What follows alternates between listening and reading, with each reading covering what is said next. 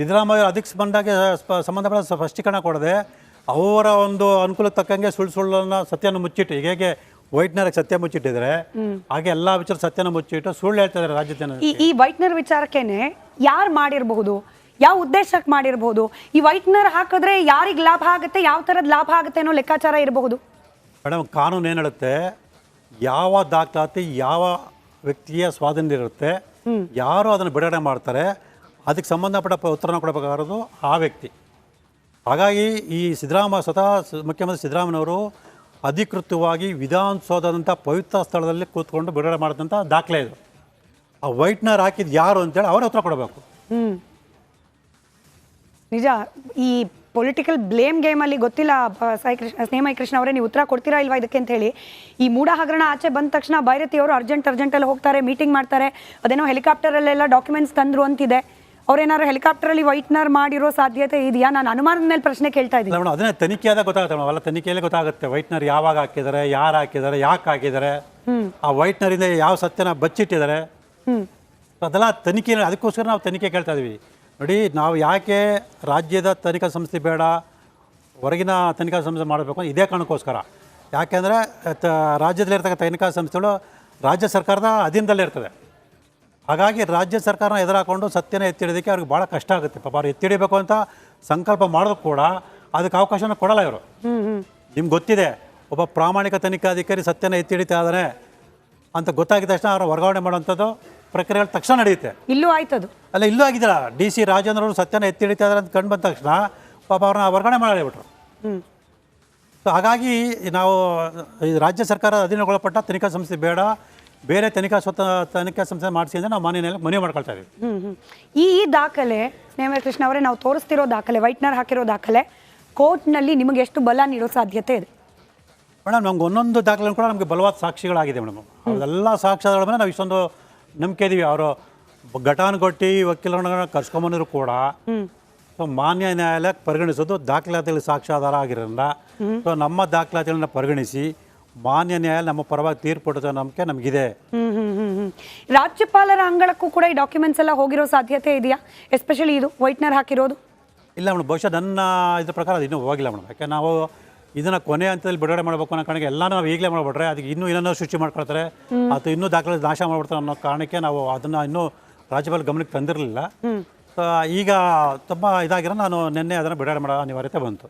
ಇನ್ನೂ ದಾಖಲೆಗಳಿದೆಯಾ ಮೇಡಮ್? ಇನ್ನೂ ಸಾಕಷ್ಟು ದಾಖಲೆಗಳಿದೆ ಮೇಡಮ್. ಇನ್ನೂ ಇದಕ್ಕಿಂತ ಭಯಂಕರವಾದ ದಾಖಲೆಗಳಿದೆ. ಒಂದು ಸೂಕ್ಷ್ಮವಾಗಿ ಹೇಳ್ಬೇಕು ಅಂತಂದರೆ ವಿಜಯನಗರ 4ನೇ ಹಂತದ 2ನೇ ಫೇಸು 1ನೇ ಫೇಸು 3ನೇ ಫೇಸಲ್ಲೇ 100 ನಿವೇಶನ ಹಂಚಿಕೆ ಮಾಡಿದ್ದಾರೆ. ಅದರಿಂದ ಒಂದು ರಹಸ್ಯ ಇದೆ. ಓಕೆ, ರಹಸ್ಯ ಅಂದರೆ ಅಕ್ರಮ ಇದೆ. ಅದನ್ನು ದಾಖಲೆಗಳ ಸಮೇತ ಸದ್ಯದಲ್ಲಿ ನಾನು ರಾಜ್ಯ ಎಲ್ಲಿ ಪಾರ್ವತಿ ಅವರಿಗೆ, ಮುಖ್ಯಮಂತ್ರಿಗಳ ಪತ್ನಿ ಅವರಿಗೆ ಸೈಟ್ ಅನ್ನು ಅಲಾಟ್ ಮಾಡಿದಾರೋ ಕಾಂಪನ್ಸೇಷನ್ ಆಧಾರದ ಮೇಲೆ ಅಲ್ಲೇನೇ ಆಗಿದೆ. ಆ ಸೈಟಲ್ಲೂ ಕೂಡ ಅಕ್ರಮ ಇದೆ. ಓಕೆ, ಅವ್ರಿಗೇನು ವಿಜಯನಗರ 4ನೇ ಹಂತ 2ನೇ ಫೇಸಲ್ಲಿ 6 ನಿವೇಶನ ಕೊಟ್ಟಿದ್ದಾರೆ. ಅದರಿಂದಲೂ ಕೂಡ ಅಕ್ರಮ ಇದೆ. ಅದರಿಂದಲೂ ಕೂಡ ಸ್ಪಷ್ಟ ಕಾನೂನು, ಮಾನ್ಯ ಉಚ್ಚ ನ್ಯಾಯಾಲಯದ ಆದೇಶ ಎಲ್ಲ ಉಲ್ಲಂಘನೆ ಆಗಿದೆ. ಅದನ್ನು ಕೂಡ ಸದ್ಯದಲ್ಲೇ ನಾನು ದಾಖಲೆ ಬಿಡುಗಡೆ ಮಾಡಿದೆ. ಈ ಮುಖ್ಯಮಂತ್ರಿ ಅವರ ವಿರುದ್ಧವಾಗಿ ರಾಜಕೀಯ ದ್ವೇಷದಿಂದ ಇಂಥ ಕೃತ್ಯ ಮಾಡಲಾಗ್ತಿದೆ, ಸುಳ್ಳು ಆರೋಪ ಹೊರಿಸಲಾಗ್ತಾ ಇದೆ. ನಿನ್ನೆವರೆಗೂ ಕೂಡ ಹೇಳಿದ್ದಾರೆ. ಇನ್ಫ್ಯಾಕ್ಟ್ ಇವತ್ತು ಬೆಳಗ್ಗೆ ಮೈಕ್ ಹಿಡಿದಾಗ್ಲೂ ಕೂಡ ಅನೇಕ ರಾಜಕಾರಣಿಗಳು ಕಾಂಗ್ರೆಸ್ನವ್ರು ಹಾಗೆ ಹೇಳಿರೋ ಸಾಧ್ಯತೆ ಇದೆ. ಬಟ್ ಈ ದಾಖಲೆಗಳು ರಾಜಕೀಯ ಸೃಷ್ಟಿ ಅಲ್ಲ. ಹೌದು, ನಾವು ಸೃಷ್ಟಿ ಮಾಡಲ್ಲ, ನಾವು ಹೇಳ್ತಿದ್ದಿಲ್ಲ. ಈ ದಾಖಲೆ ನಾವು ಬಿಡುಗಡೆ ಮಾಡಿದ್ದ ಸ್ವತಃ ಮುಖ್ಯಮಂತ್ರಿಗಳು ಅವ್ರ ಪಕ್ಕದಲ್ಲಿ ಸಚಿವ ಭೈರತಿ ಸುರೇಶ್ ಅವರು ಕೂತು ಅವ್ರುಗಳ ಎಲ್ಲ ಅಧಿಕಾರಿಗಳು, ಹಲವಾರು ಅಧಿಕಾರಿಗಳ ಸಮ್ಮುಖದಲ್ಲಿ ಅವರ ಒಂದು ನೇತೃತ್ವದಲ್ಲಿ ಬಿಡುಗಡೆ ಆದ ಅಧಿಕೃತ ದಾಖಲಾತಿಗಳಿದು. ವಿಧಾನಸೌಧದಂಥ ಪವಿತ್ರ ಸ್ಥಳದಲ್ಲಿ ಸ್ವತಃ ಮುಖ್ಯಮಂತ್ರಿ ಮತ್ತು ಸಚಿವರು ಮತ್ತು ಹಿರಿಯ ಅಧಿಕಾರಿಗಳ ಸಮ್ಮುಖದಲ್ಲಿ ಬಿಡುಗಡೆ ಅಂತ ದಾಖಲೆಗಳಿವು. ಇದು ನಾವು ಸೃಷ್ಟಿ ಮಾಡೋದಂತ ದಾಖಲೆ ಅಲ್ಲ.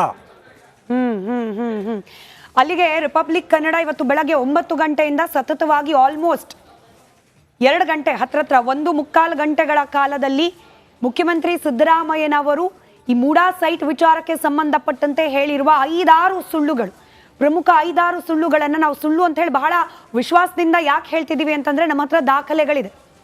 ದಾಖಲೆಗಳ ಸಹಿತವಾಗಿ ನಾವು ಯಾವ ರೀತಿಯಾಗಿ ಹೇಳಿಕೆಯಲ್ಲಿ ಒಂದಿದೆ, ದಾಖಲೆಯಲ್ಲಿ ಮತ್ತೊಂದಿದೆ ಅನ್ನೋದನ್ನ ಬಹಿರಂಗಪಡಿಸ್ತಾ ಇದ್ದೇವೆ. ಪ್ರಮುಖವಾಗಿ ಈ ಸೈಟನ್ನು ನಾವು ಕೇಳಿ ಪಡೆದಿಲ್ಲ ಅಂತ ಹೇಳ್ತಾ ಇದ್ದ ಮುಖ್ಯಮಂತ್ರಿಗಳಿಗೆ ಇವತ್ತು ನಾವು ತೋರಿಸಿರುವ ದಾಖಲೆ ಇದಕ್ಕೆ ಯಾವ ರೀತಿ ಉತ್ತರ ಕೊಡ್ತಾರೆ ಸಿದ್ದರಾಮಯ್ಯನವರು, ಸದ್ಯಕ್ಕಿರುವ ಕುತೂಹಲ ಇದು. ಹಾಗೆ ಈ ಸೈಟನ್ನು ಪಡೆಯೋ ಹಂತದಲ್ಲಿ ಹಂತ ಹಂತವಾಗಿ ಯಾವ ರೀತಿ ಅಕ್ರಮಗಳಾಗ್ತಾ ಬಂತಿದೆ, ಯಾವ ರೀತಿ ನಿಯಮಗಳನ್ನು ಉಲ್ಲಂಘನೆ ಮಾಡಲಾಗ್ತಾ ಇದೆ, ಇದಕ್ಕೆ ಸಂಬಂಧಪಟ್ಟಂತೆಯೂ ಕೂಡ ರಿಪಬ್ಲಿಕ್ ಕನ್ನಡದಲ್ಲಿ ದಾಖಲೆ ಸಹಿತ, ನಾವು ಗಾಳಿಲಿ ಗುಂಡು ಹಾರಿಸ್ತಾ ಇಲ್ಲ, ದಾಖಲೆಗಳನ್ನು ಹಿಡಿದು ಎರಡೂ ದಾಖಲೆಗಳನ್ನು ತುಲನೆ ಮಾಡಿ ನಿಮ್ಮ ಮುಂದೆ ಇಡ್ತಾ ಇದ್ದೀವಿ, ಜನರಿಗೆ ಬಿಡ್ತಾ ಇದ್ದೀವಿ. ಇದರಲ್ಲಿ ಸತ್ಯ ಯಾವುದು ಸುಳ್ಳು ಯಾವುದು ನಿರ್ಧಾರ ಮಾಡಬೇಕಾಗಿರೋದು ಇದೀಗ ವೋಟ್ ಹಾಕಿ ಜನಪ್ರತಿನಿಧಿಗಳನ್ನು ಆಯ್ಕೆ ಮಾಡಿರುವ ಪ್ರಜ್ಞಾವಂತ ಮತದಾರರು.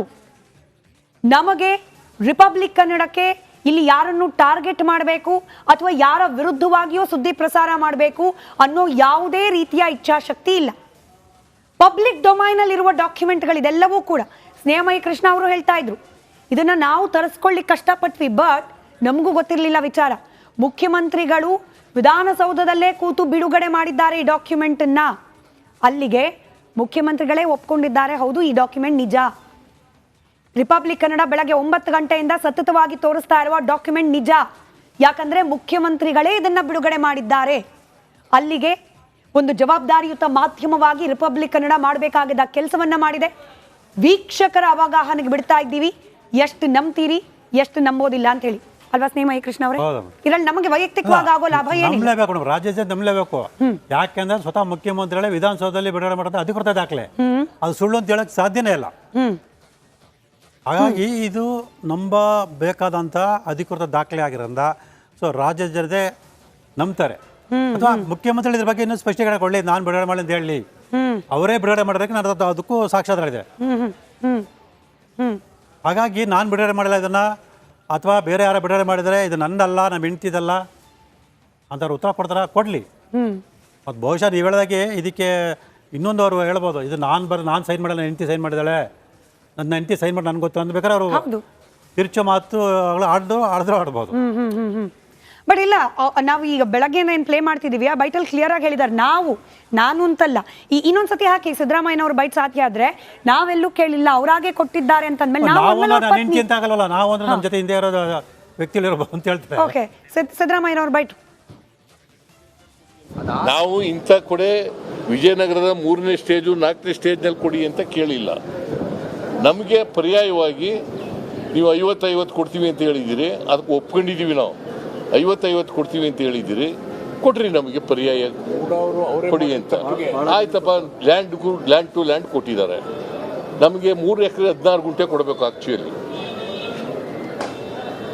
ನಮ್ಮ ಜಮೀನನ್ನು ನೀವು ಸೈಟ್ ಮಾಡಿಬಿಟ್ಟು ಪಾರ್ಕ್ ಮಾಡಿ ಎಲ್ಲ ಹಂಚ್ಬಿಟ್ಟು ಹಾಗಾದ್ರೆ 3 ಎಕರೆ 16 ಗುಂಟೆ ನಾವು ಬಿಟ್ಬಿಡೋದ?